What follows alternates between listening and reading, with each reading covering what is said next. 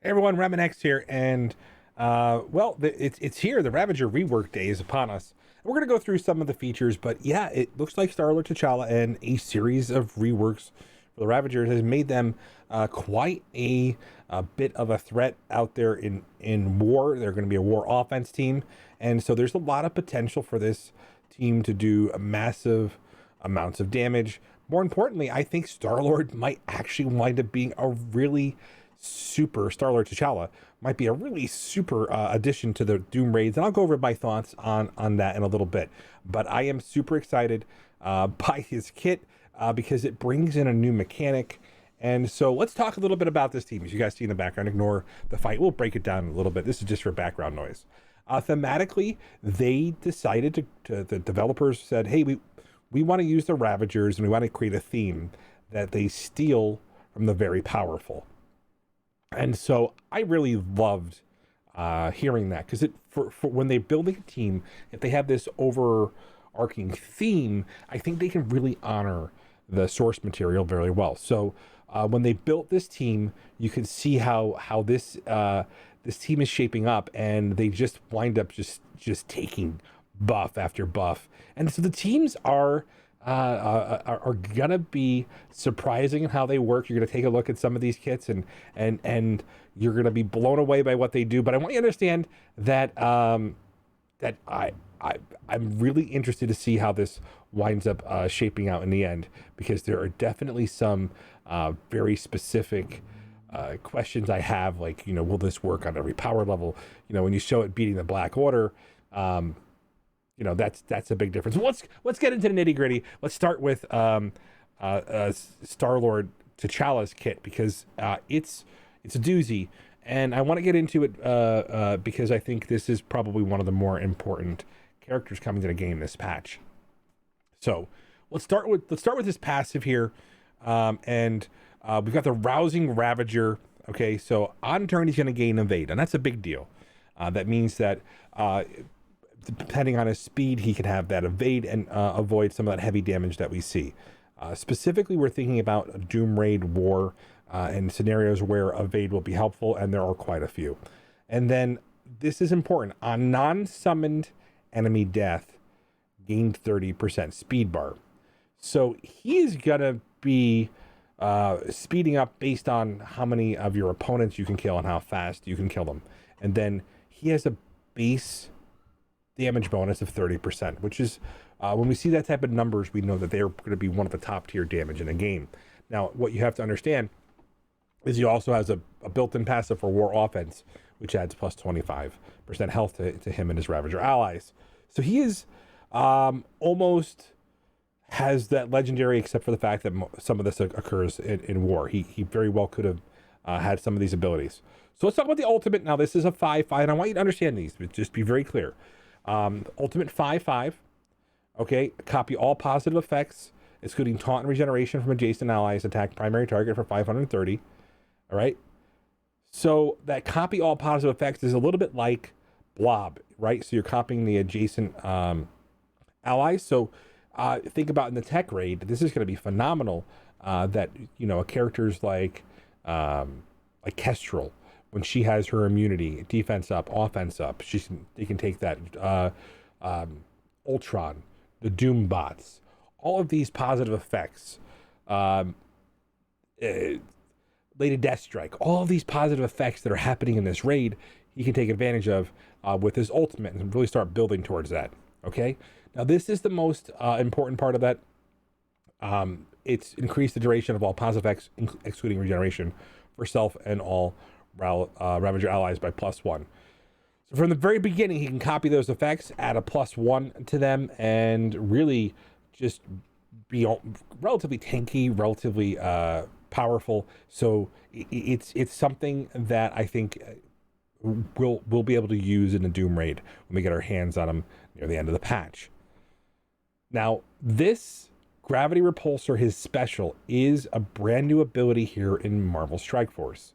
Energy cost 6/6, so it's relatively high cooldown. So this is important, and this will help answer the questions, and you need to just pay attention here.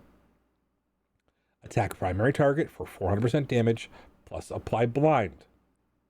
Apply defense down. Again, on war offense, apply defense down to all enemies instead. But then it'll check to see if you landed the blind from this ability. If the primary target has blind, steal 2 energy ability from that target.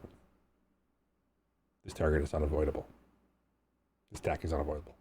So that is a brand new ability. Remember, if it, obviously it's not going to go negative energy. So it definitely has that ability, but it's going to check for the blind. So phenomenal. Okay. And then I want you guys to take a look at this basic.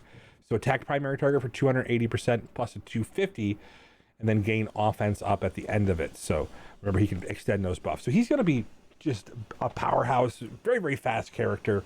And so let's take a look. Let's take a look at him on your roster. This will give you guys kind of a little insight as to what we'll see from him. So he's it's a very good looking model. This is G16. You can see he's at 52,080. I think this is 4 red, 7-star. So you guys will see the roster here in a moment. It's 52,801. It's pretty incredible. This guy is just gonna be doing significant amounts of damage where we need him the most. And so knowing that we also have the ability to utilize him in war offense, we'll get into the rest of the reworks on the team. Stay tuned for some fun stuff. So obviously we'll go to the nitty gritty. Everybody likes to see where the T4s are. We'll break that down when we do the guide later on when he comes out here. Again, I like to test to see what T4s he actually needs, but you can take a look at this relatively quickly if you want to. Let's take a look at his overall stats here. Okay, so 418% health as a striker, 52,870 damage, 13,932 armor, and then you can see that focus, resistance, crit damage, and he's at a speed of 125. There it is. Okay, so that'll hopefully get the idea of where he fits in. So he is one of the faster characters here in Marvel Strike Force, and then there are some ways to definitely work with him in that regard. So the steel energy, we all know how much energy it takes for Doom's ult to get off and how much he starts with. Imagine being able to take that and prevent it from happening from 2 turns. So it's a little bit of mental math, I think, which is kind of interesting, is being able to take that. And by the way, it's from special and ult, so it'll allow you to kind of interrupt multiple abilities with this. And again, might be an arena character, could be a lot of different ways this character winds up showing up on our roster. He is just an overall fun character, and I think probably one of the coolest plug and play I've seen come to the game, and I can't wait to get some theory crafting time with him. So the end of the patch can't come fast enough. But let's go to the rest of the reworks, because Ravagers themselves have seen a significant rework. Does Yondu have his day?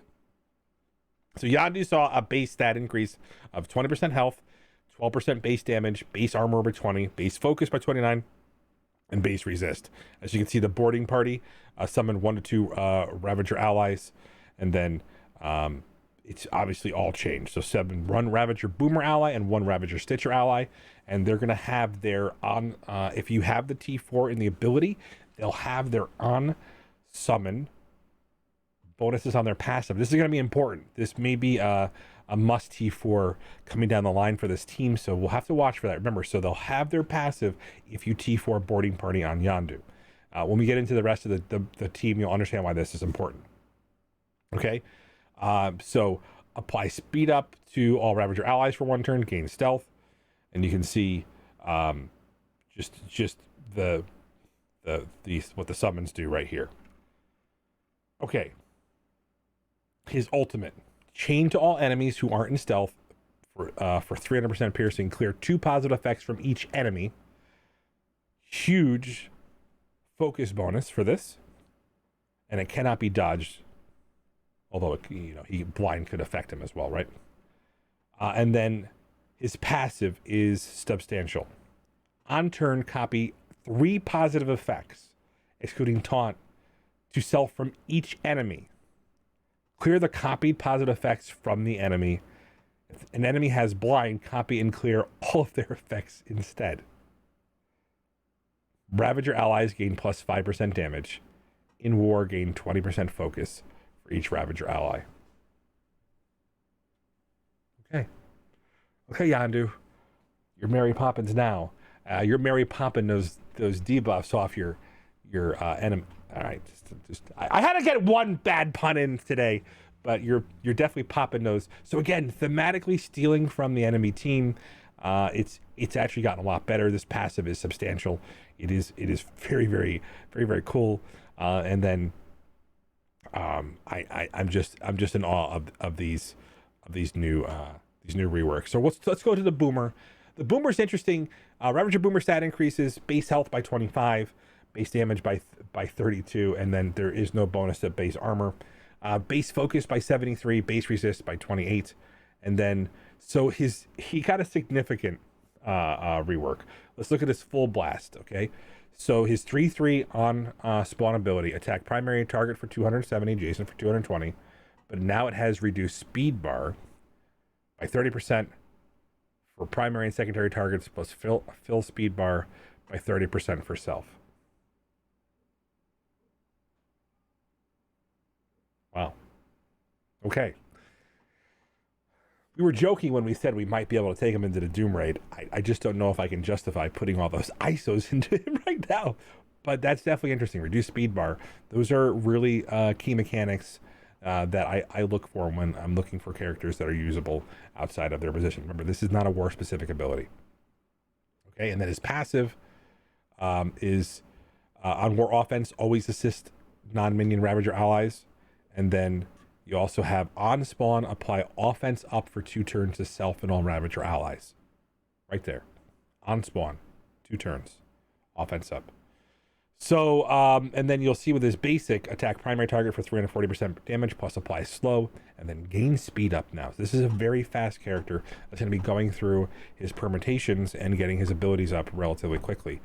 Knowing that he's going to be transitioning between his basic and his special with all that extra speed is going to be a big deal. And then the speed rewind on command will make this a very interesting team.